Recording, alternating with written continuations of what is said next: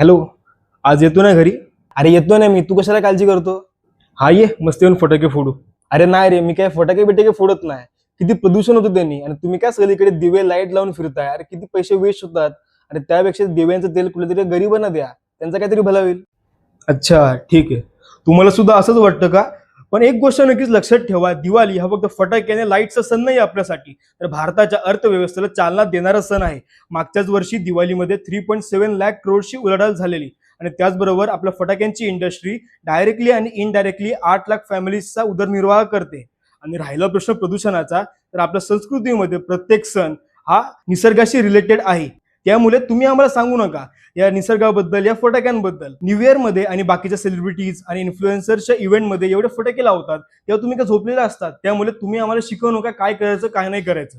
आणि महत्वाचं म्हणजे शहरांमध्ये, गावांमध्ये दिवे, आकाशकंदील बनवणारे असतील किंवा छोटे कपड्यांचे व्यापारी असतील किंवा कोणतेही लोकल वेंडर असतील, अशा छोट्या छोट्या घरांमध्ये पॉझिटिव्ह इम्पॅक्ट देणारा आणि पैसे मिळवून देणारा हा सण आहे. त्यामुळे तुम्हाला कोणी विचारलं तर दिवाळीमध्ये फटाके फोडून दिवे लावून तुम्हाला काय मिळतं, तर ही व्हिडिओ त्यांना नक्कीच दाखवा.